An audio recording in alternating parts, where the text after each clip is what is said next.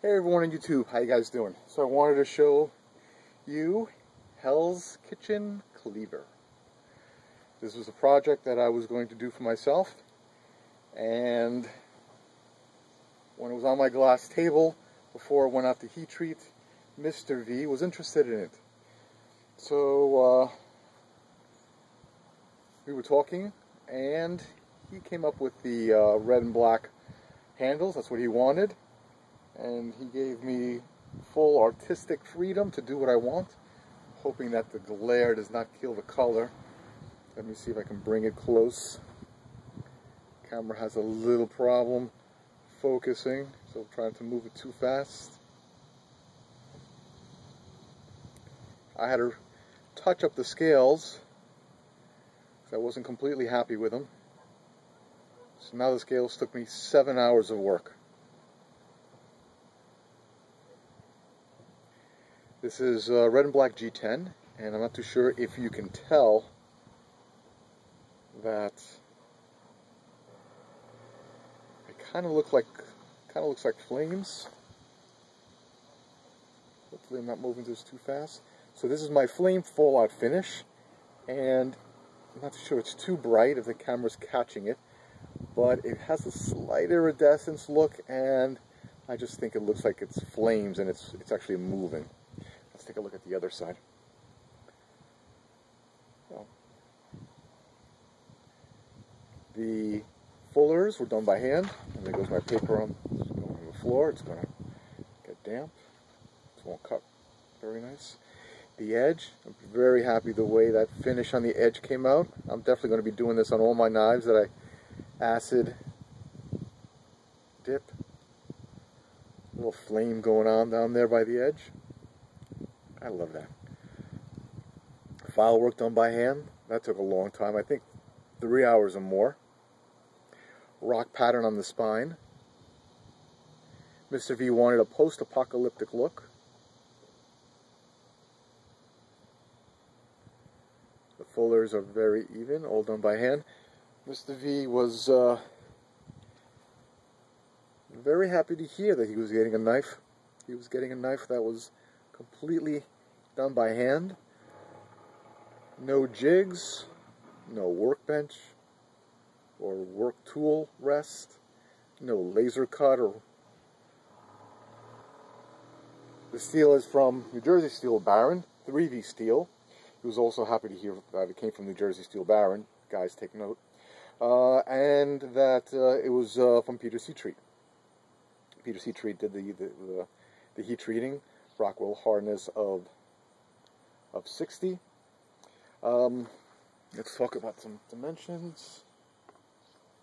Oh, did I focus on my logo? I'm going to make sure the logo's in there. Dinosaur footprint. Alright, so what do we have here? We have a 7-inch blade. 7-inch blade. We've got 4.5 inches, 4 inches, 4.25 inches of file work, the teeth, and the handle is 7.25. The handle is 7.25. So the whole thing is 19 inches. 19 inches long, 1/3 of an inch thick of steel. Mr. V said he had large hands, so he wanted the handle thick.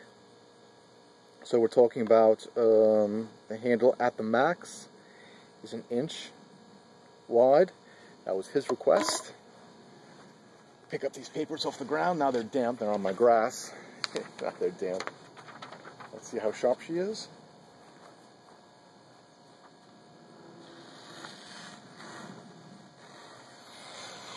Not bad for 1/3 inch.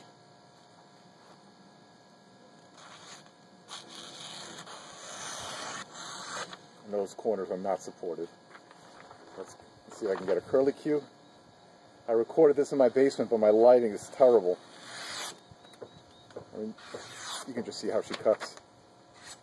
So get your curly cue. With a big, heavy knife like that, it's a little hard to control. I want flying camera.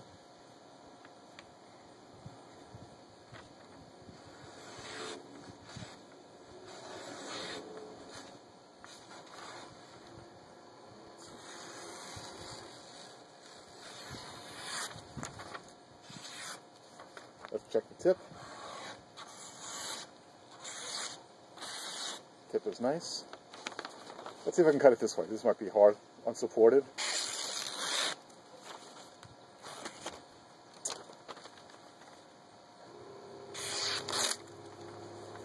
Unsupported. So it cuts unsupported paper. Confetti. Come on. Come on. Come on. Okay. Paper's a little on the damn side because I dropped it on the grass. Alright, so here we go. What else can we say about this? Yeah, all done by hand. Following this vid, I'm going to put, do a vid, include the vid for how I made this by hand, the making of, if you will. Countersink, removable scales.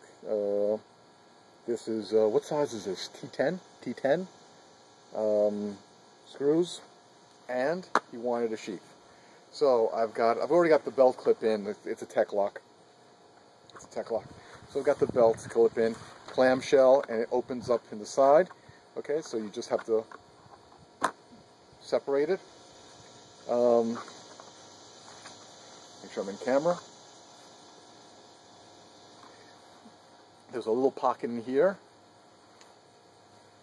I don't want my mug in the camera. Let's see if I can drop it this way. So there's a little pocket in here, so the blade goes in diagonal and then pops this way. I didn't want it to go straight up because I didn't think it was ergonomic.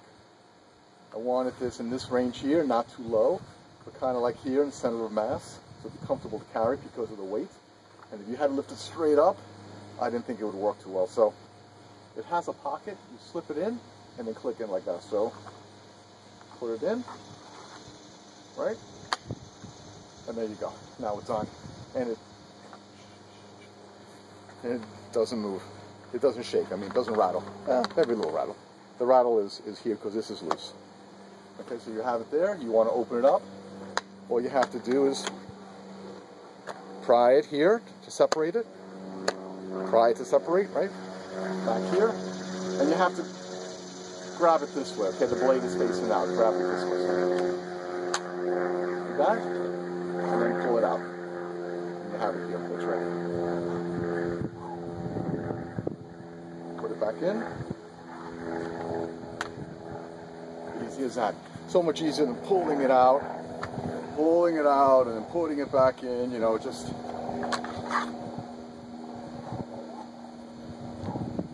nice. I wanted to keep this. I wanted to keep this. Mr. V, I just want to say thank you for being such an awesome customer. I asked Mr. V just give me a few bucks down deposit. 25, he gave me 50, and then a few weeks later he was seeing the progress. He gave me 100, and when before I ship it out, he'll give me the final payment. I hope you're happy with it. You've been an awesome customer. It was great talking to you on the phone. He actually got me very excited about this project. He got me very excited about the project, and kind of sad to see it go. I told him it was a one-of-a-kind, and he said no, I should make more. But this took a lot out of me. It was a lot of hours of work and a lot of stress, you know, to get the fullers right, to get the file work right, to get the handle right, to get the edge on. Everything else was simple. Convex.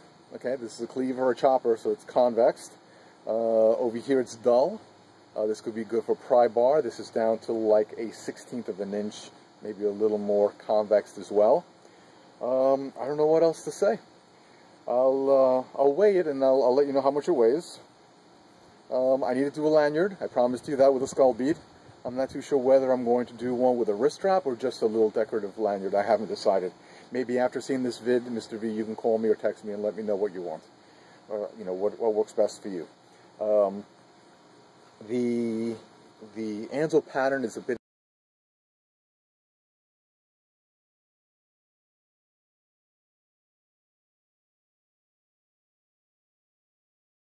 you don't get hot spots. You only get the hot spot when you actually put your finger on that point. And it's not much of a point. I did sand it down to make it more comfortable, and that was the extra work I had to do.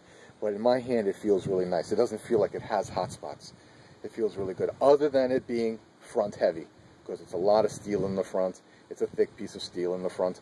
The fullers, yeah, they're pretty deep, but I mean, there's still, if you've got a hefty blade over here, there was a lot of work to grind and to finish. So, Mr. V, I hope you're happy. I got one more piece of paper here.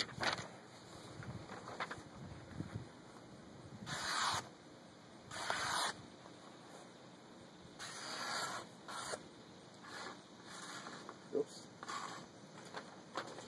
Not getting it right. It's a little damp. Let's go from end to end.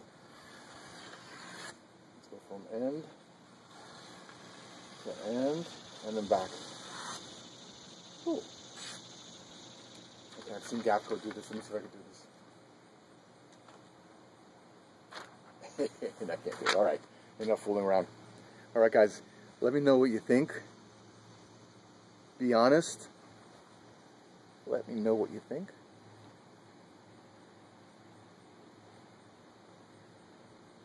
Alright, now I'm off to my last custom project.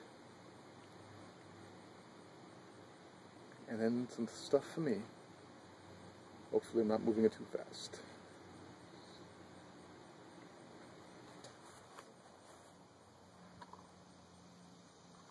Put it in.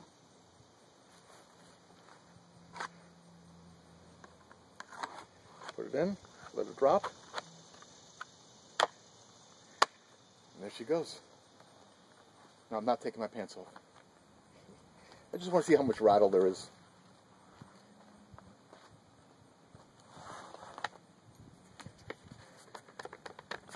Here we go. Yeah, it's going to come off upside down, but oh, it locks. It does not come out. Now it is loose here, okay? It is loose here. That's what you're hearing. You're hearing that part here, but everything else is tight. All right, guys. Have a great knife.